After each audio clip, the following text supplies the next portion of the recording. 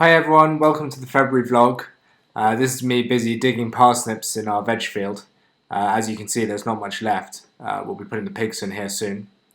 Literally, I think the only thing we've got is these parsnips coming out of there. The vegetables this year are going to go into this new field. I sowed it at the end of last year with some Phacelia, vetch and clover. I probably sowed it too late and it hasn't quite taken as well as we'd liked. But the idea is this will fix nitrogen and stop the weed burden in the veg field this year. So we are down in the polytunnels to do our sowing. This is our setup here. We've got our tables ready to go with just where we put all our seeds. And this is our little setup station for our seed sowing. So I am going to be doing these cabbages and cauliflowers and also onions. So here we go. And the onions are for in the polytunnel as early onions, and then those are for outside. So I'm going to get cracking doing that. What are you up to, Charlie? I'm going to water what was planted last week, which is broad beans and lots of salads for early in the polytunnels. Very good.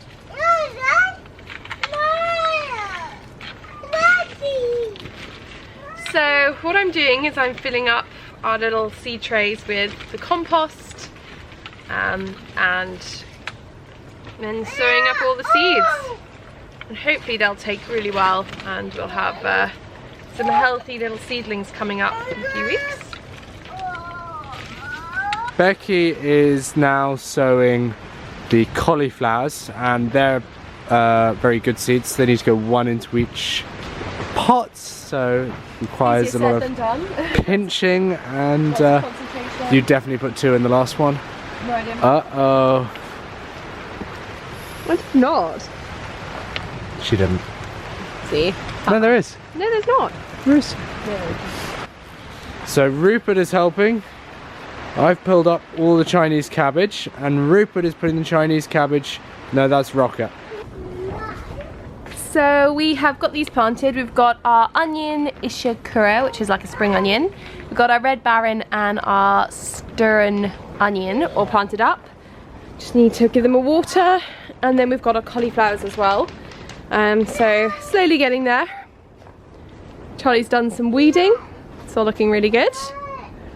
So this is our second tunnel, and you can see here we've got spring cabbages.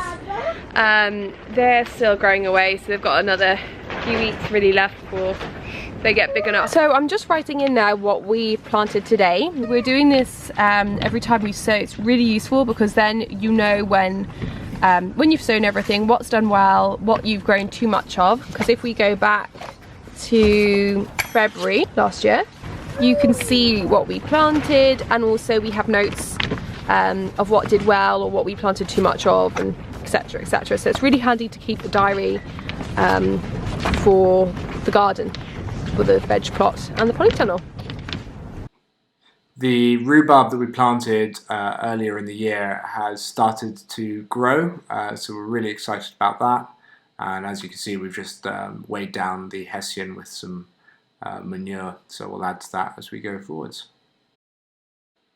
So on the farm, we're constantly trying to do more for the environment. This is us taking part in the Trees on the Land campaign. We're trying to get as many trees as we can into different little nooks and crannies on the farm. So here we are putting in a, well, this is an alder, but this field is going to have an alder, Scots pine and birch windbreak.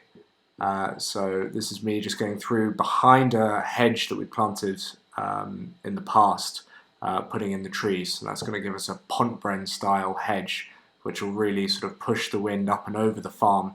We're very coastal here, so we get a lot of wind. So the more we can do to shelter our livestock and the grass creates a microclimate and gets things to grow better. So this basically is the field that we mob graze the goats in. So that's what we're trying to shelter. So these are our newest arrivals. They are pigs, as you can see, and they're Duroc Hampshire crosses. And we've had them for about a month now, and they're settling in really, really well. They're currently enjoying all this muck, which they are pretty much turning over for us, which is very handy because we don't have a midden at the moment. And the idea is that we will be selling a specialty meat boxes with the pigs. Eyes peeled for that if you're interested. Obviously we're just doing small numbers. We just thought it'd be nice to have a little bit of a change, some little bit of variety for our customers. So as soon as the weather's a bit better, they will be going outside. So we're hoping now that we're easing into March, we'll be putting them out any day. And they're obviously going to be super happy to be outside. It's still a little bit cold and mucky, even for pigs. So the January goats that were on this side, we moved them 4 weeks of age. And they're all now over on this side on dry bedding, so I'm just bedding them up now. And then we have new arrivals at the end of February, beginning of March, which we've just got, so I'll go show you them in a second.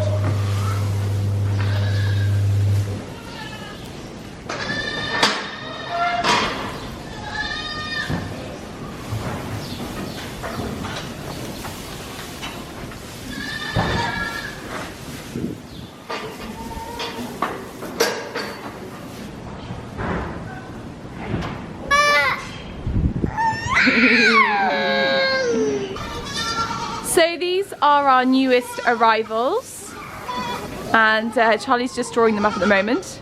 We got these about 5 days ago, I think now, and you can see they are teeny tiny, and they are currently working away on their milk, loving that, and they've got their heat lamps to keep them nice and cozy, even during the storm that we're having at the moment, and they're all settling in really well. Here's the goat man himself. Do you have anything else to add about your babies? So they're 3 days new to us. 3 days. And we had Storm Jorge through last night, and it didn't bother them. They're all drinking superbly. And I'm just going to get in, feel their bellies, make sure the weak ones have all had a good feed. Yeah, good to go. And we've got March kids due to arrive as well, so seriously stocking up now.